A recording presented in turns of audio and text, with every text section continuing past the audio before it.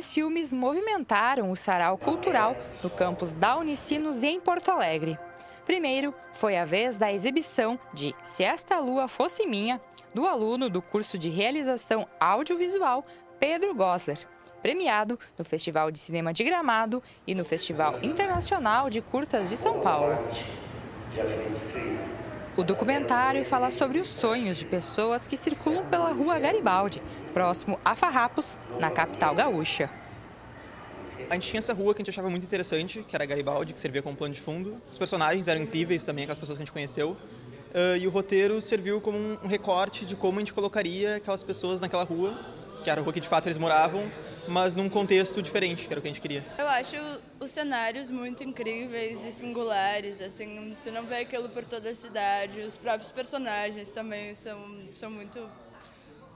Eles vivem num mundo muito particular e que eu fiquei muito interessada, porque eu passava por lá todos os dias, olhava e achava muito interessante. E aí me deu vontade de fazer um documentário, surgiu a oportunidade de fazer na faculdade, então a gente fez o filme.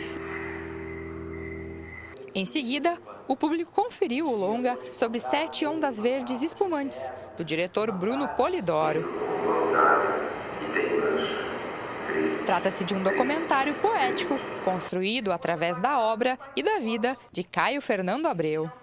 Eu conheci o Caio pela literatura dele mesmo. Conheci quando eu tinha uns 14, 15 anos, que eu comecei estava saindo ali do primeiro grau, indo para o segundo, e comecei a conhecer e me identificar mais com a literatura do Caio. Daí foi realmente um mergulho assim, com muito êxtase na literatura dele.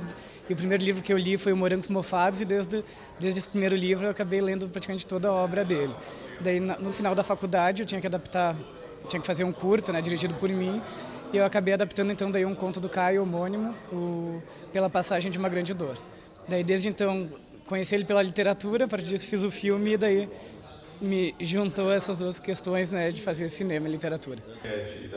Depois das exibições dos documentários, os convidados participaram de um debate mediado pela jornalista Cláudia Laitano.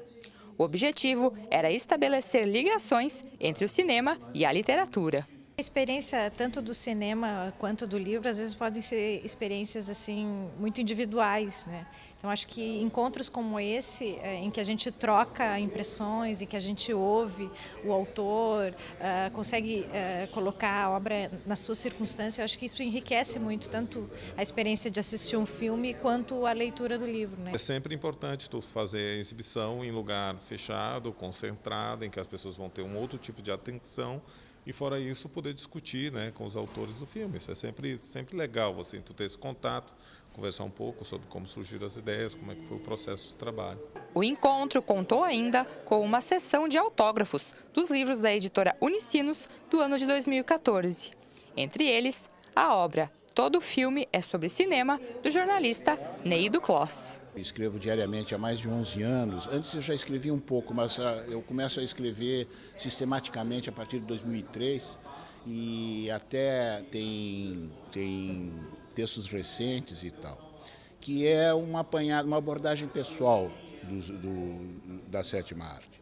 Eu nunca fico muito satisfeito com as críticas, então eu acabei fazendo as minhas, né? Então, baseado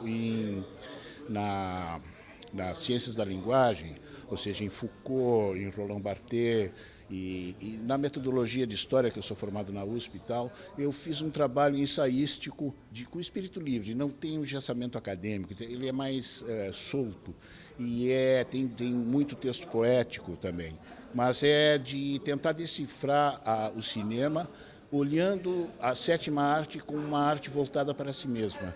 Sempre o cinema está falando de si mesmo. O professor Ramiro Bica também esteve autografando São Coisas Nossas, Tradição e Modernidade em Noel Rosa.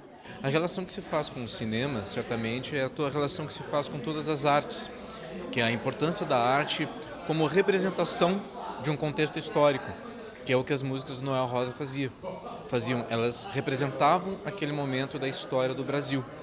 E assim como a música popular se transformou muito no Brasil e em várias partes do mundo no século XX, primeira metade do século XX e um pouco depois, também o cinema passou por essa transformação. E música, cinema, artes plásticas, teatro, sempre estão intimamente relacionados, né? Daí a importância da gente compreender essas artes como um todo, não separadamente.